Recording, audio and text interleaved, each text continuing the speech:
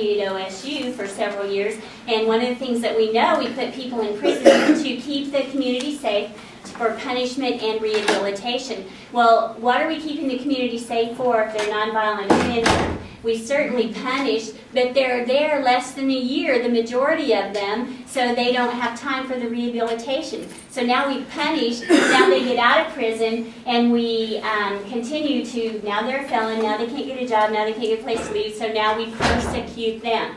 Now, I want to get off of my soapbox about how much we incarcerate women instead of helping them, but domestic violence and sexual abuse are pathways to prison in our state.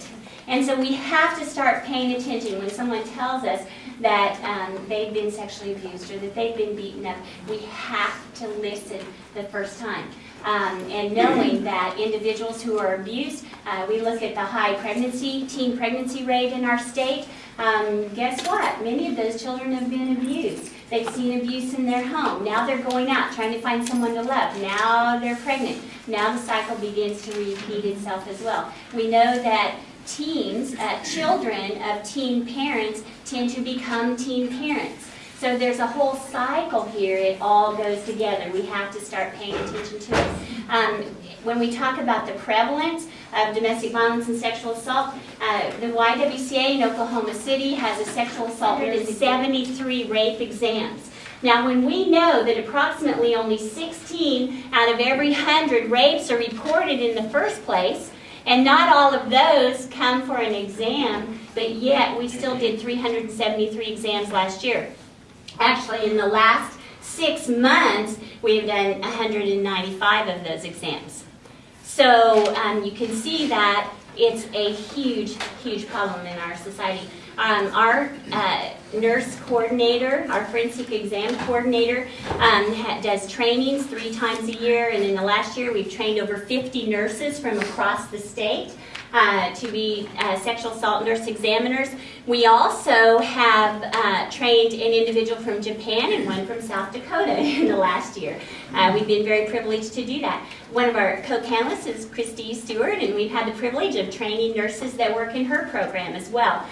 So we are very proud of that. When we talk about domestic violence and sexual assault, we provided in Oklahoma County, and to those who come to us, sometimes from outside of that area, over 14,000 services for domestic violence and sexual assault in the last year. Now, when you think about those numbers and think about how many people do not report, who do not talk about it, don't come for help, they don't come to places where they can talk about the issues that this conference is focusing on to help them understand what their options are, where they go to get help with those decisions. It is a huge, huge problem and issue in our state. So I think my time is about up if I look at this, and I will go to the next person. Thank you. All right, thank you. Can everyone hear back there? Okay. So our next speaker is Kristy Stewart. She's the coordinator for sexual violence services and assistant director at the Women's Resource Center in Norman. She's also active in the Oklahoma Coalition Against Domestic Violence and Sexual Assault. So I'll just turn it over to Kristy to talk a little bit about what's going on in Norman, specifically Cleveland County, what's happening in the Oklahoma community. Can you all hear me? Mm-hmm. Okay. I tend to talk softly, so if you can't hear me in the back, just raise your hand. Can you still hear your I'm total. Well, Deb did a really good job of talking about the problem in the state. I wanted us to think about domestic violence and sexual violence in particular as a problem in our community. A lot of times we look at it as an individual problem or a problem in the university, especially when we're talking about sexual violence. And this is a problem in our community. Just the Rape Crisis Center taking care of it is not going to end the issue of sexual violence. Neither are all of you just sitting out here. We need to start young with children in elementary school and then middle school. Now there are prevention programs starting in high school. That is not soon enough. In Cleveland County, we saw 83 victims of sexual assault. 10% of those were students from university. I don't know if you all are aware, in the state of Oklahoma, you do not have to report sexual assault in order to get a rape exam done. So our facility will do rape exams without any involvement at all from law enforcement. If you decide at a later time that you want to report to law enforcement, we can help facilitate that. The other thing we do at our Rape Crisis Center, we see adolescents on up. The youngest that we've seen is 12. The oldest that we've seen is 96. There's a stereotype of who victims of sexual assault are. We've gotten patients from nursing homes who are victims of sexual assault who can't respond at all. And so I think we need to really think about who victims are and move away from the stereotype of it's just young women being assaulted. We've also seen male victims of sexual assault at our facility. The other thing that I just want to throw out there, I'm not going to take up my 5 minutes, by the way. Not too long ago, we had a woman come in. She was in the military, fought in Afghanistan, and came back, and then was sexually assaulted here. And when you think about, here's somebody who left our country to go fight for the freedoms that we have here. She comes back here, and I think the sole reason she was sexually assaulted is because she was a woman and was made vulnerable. And what does that mean? What does that mean for who we are as a society, that this person who puts their life on the line comes back and gets assaulted? So that's all I have to say. We'll just hold questions for the end so that we can ask them all. Thank you, Kristy.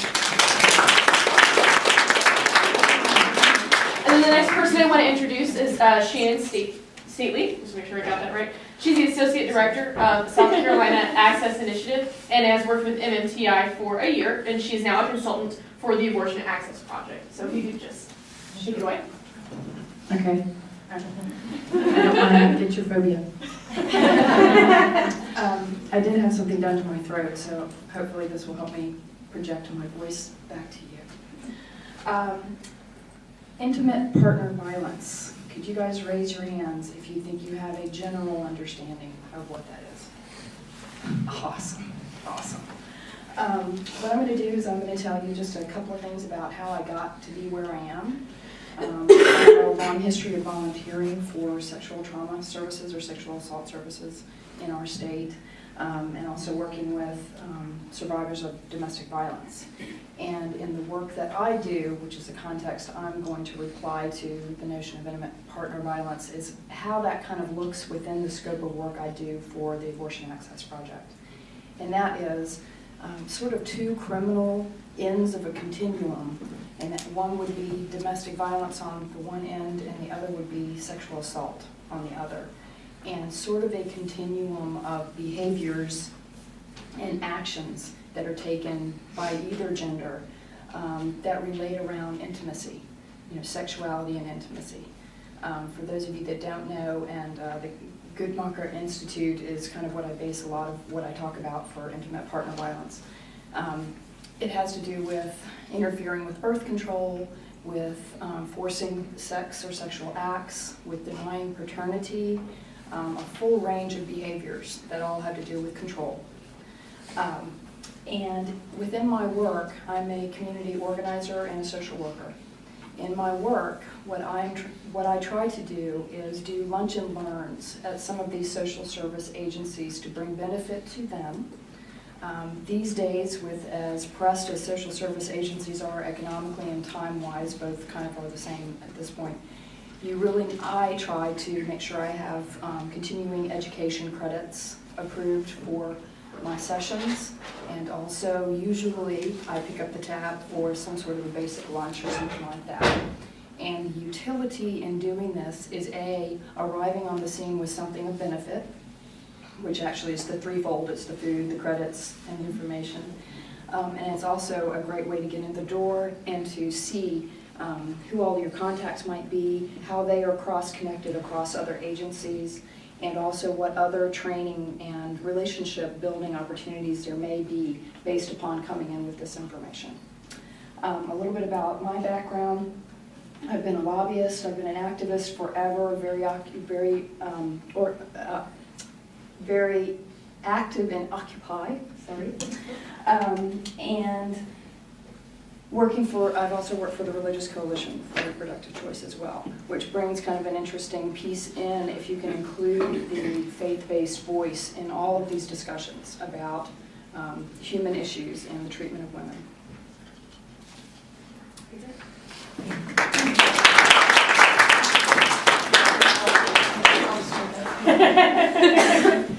And so I'll do my piece next. For those of you who had walked in a little bit late, my name is Jennifer Cox, and I work with OK for RJ on our Hotline Access project and also on our Community Accountability project, and that's what I wanted to talk a little bit about today. Just to give you a little bit of background about my experience, I did my undergraduate degree at OU and my master's degree. I'm from Norman, Oklahoma is my home, and I have been at the university for, I guess it's like 6 years now, so with undergraduate and graduate degree, and I've really, I guess toward the end of my undergraduate experience, I really got plugged into this issue and wanted to participate, wanted to help. And so I started volunteering at the Women's Resource Center under Kristy's direction as an advocate for sexual assault. And so when someone was assaulted, I'd get a call on my phone at any hour of the night. You go to the ER, you go to the Rape Crisis Center, you go help someone in need. And that was a big thing that at 21 was very naive about. Didn't really know what I was getting myself into, I guess, but it ended up being a really transformative experience for me. And so I met with people at my university, in my community, people who could have been my neighbors, people I did know, at the hospital and at the Rape Crisis Center, just after being victimized, just a few hours before or the day before, needing help, needing services. And, I tried to do the best I could in, providing support, providing emotional care that I could, connecting them to resources that we had in the community for them, informing them about their options. And I became, early on really frustrated because our community is really in a lot of ways inadequately addresses a lot of these issues. And it left me so frustrated. It left me so angry. And I didn't know how to channel that. I didn't know what to do with it. It was really ugly seeing the reality of assault, just the brutality of some people in my community that I did not think could happen.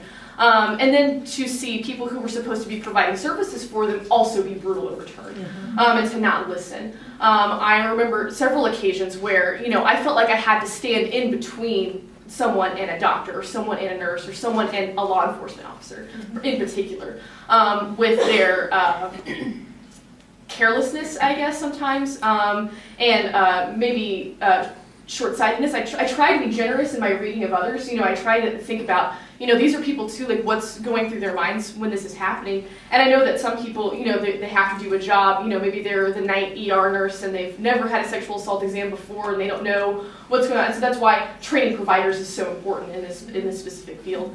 And so I remember feeling just, my anger building and not really knowing what to do. And then hearing about it happening to my friends, my close friends. And I would be approached at parties and at the bar, and I would be approached on campus by a whole host of people because they're like, hey Jen, you do that rape stuff, right? I've been raped, tell me what to do, tell me what I can do. And so they felt that they could reach out to me because I was a peer. I wasn't a police officer, I wasn't some nurse, I wasn't some, bureaucrat, I wasn't anybody official. I was just someone who was vocal and active on campus as someone who cared about this issue. And I don't think anything really prepared me for when I was assaulted myself right after Halloween this past year. And I still obviously struggle a lot with coping and healing from that experience, but knew intimately what my options were and felt like I didn't know what I was going to do. So I knew everything I could do, but not what I wanted to do. And I think a lot of people have felt that way, who have knowledge of this, of this crime and of this experience. I did know that I did not want to report to law enforcement because of the experience I've had in working with them and the kind of results they do not get for victims in our community. I didn't get a lot of crap for that, but I got some crap for that, especially from people who don't understand. Like my family really didn't understand why I wouldn't report to the police. And it took a lot of explanation for, I know that it's not going to help. I don't have the strength to be re-victimized by law enforcement. I know my limits and it's crossing my line. And so it was partially out of that experience and the experiences of others at OK for RJ and the people we know that we decided to form a project to work on these issues. and that there needed to be some kind of community accountability outside of law enforcement to hold perpetrators accountable, to hold our community accountable for education, and to provide healing and support for survivors. That those needs were not being met, so we were going to try to meet them. And so our project is just getting off the ground. I think that some of the most important things that have come to our attention are, lack of information, especially for survivors. We've also talked about inadequate resources for people who are victims of violence who self-identify as queer, or maybe their partners do. And so not really seeing any options for those kinds of people in our community. And I don't really have a lot of solutions to give you at this moment, but know that working on the language at least is the first thing we can do in terms of being accessible to people who identify however they do. And then also calling attention to recent reports of how law enforcement may have inadequately addressed sexual assault and domestic violence in the past, and listening and respecting the wounds of the people in our community who have had to suffer because the institutions we have in place are not adequate. And I don't think that that's, I've met a lot of really dedicated and fantastic people during my time, working as an advocate and as an outspoken person on these issues, an activist on these issues. And I don't think that they're to blame. It's like I can point the finger at any one person. That's not what it's about. It's about a community commitment and a community responsibility to these issues, and whether or not we value those. And I think that proposing alternative solutions, especially solutions outside of those agencies and those institutions that are responsible for oppressing people in other ways, including and especially law enforcement, are vital to our community. And so that's kind of what we're doing right now. If you should really stay tuned and visit the OK for RJ blog, because we're going to be having a kind of community story sharing time so that people can come and talk about their experiences. Especially with their maybe dissatisfaction with some of the responses that they've gotten when they've tried to turn from help, especially from state and law enforcement resources, and try to get some perspective on the problem in the community, and then try to figure out what's the best way to respond. So we're looking at these alternative solutions. I have a lot of hope that this will be a step in the right direction and provide the necessary coalition building that's going to be needed to make real change in Oklahoma, especially in Norman and surrounding areas. So that's all I have to say at the moment.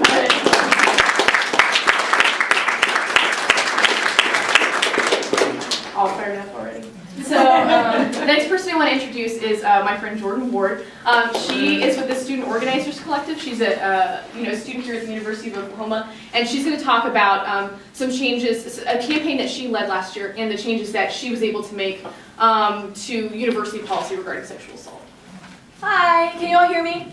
Okay, great. As Jen said, I also work with them on the Community Accountability Project, and I think it's absolutely wonderful, so if y'all are interested, definitely check that out. We're super excited.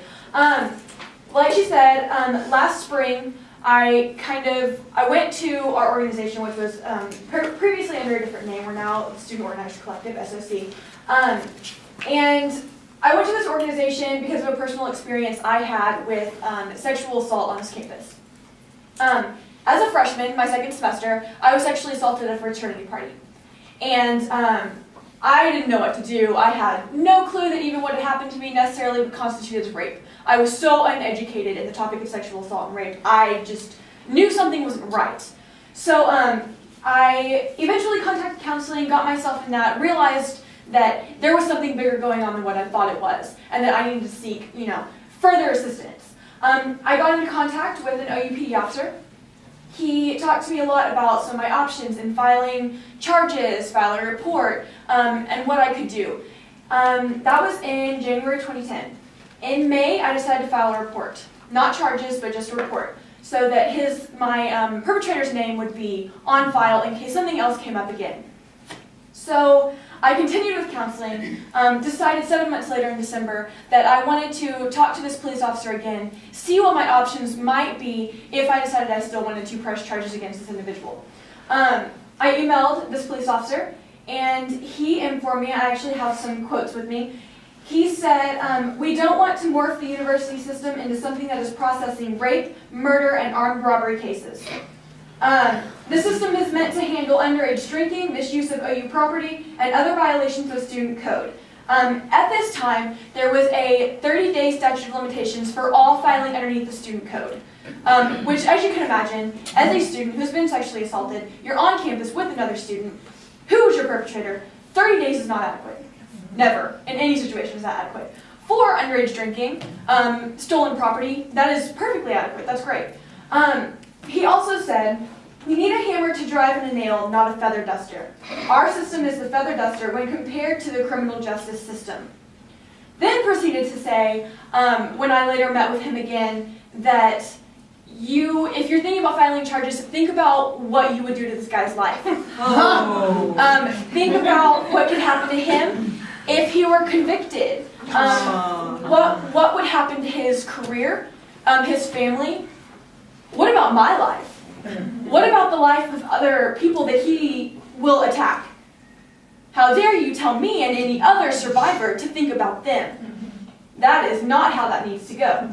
So, in January of 2011, a year ago, I met with the student organization, and I figured like-minded people, that's the way we need to work. They were all for it. My idea was to get the statute of limitations extended. I didn't want to shoot too high for fear that they would knock it back, so we went for a year. We also went for mandatory sexual assault education for freshmen and better police training, because at the time I was thinking, well, maybe they don't know the school policy. Now, reflecting on that, to me, and the way it feels as a survivor, is that maybe it was a tactic to delay filing charges and get people not to file charges. So I took this proposal to the president, the VP of Student Affairs, and the Associate VP of Student Affairs. Didn't really get much of a response. Kind of, well, we'll handle this. You just kind of leave it alone. That wasn't okay. So the student organization and I planned a sit-in for the president's office, and we prepared some, press releases to get to all the media outlets around here, and it wasn't supposed to be released until the day of the sit-in. Well, we had a leak.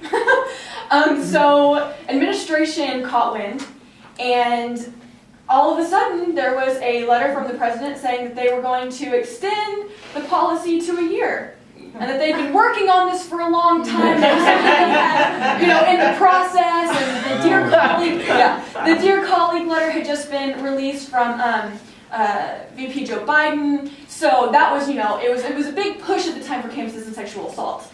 So all of a sudden, yay! So our sit-in turned into a rally, which was really great. We had a survivor speak out, and the same day I had a meeting with some administrators, and we set up a committee to take place over the summer and rework the sexual assault policy, which has now been done and is wonderful. However, the downside is we did not get the mandatory sexual assault education for incoming students, which to me I think is incredibly important, because how else are we going to combat the issue other than educating? Right? Because me, as a survivor, I had no idea what had happened.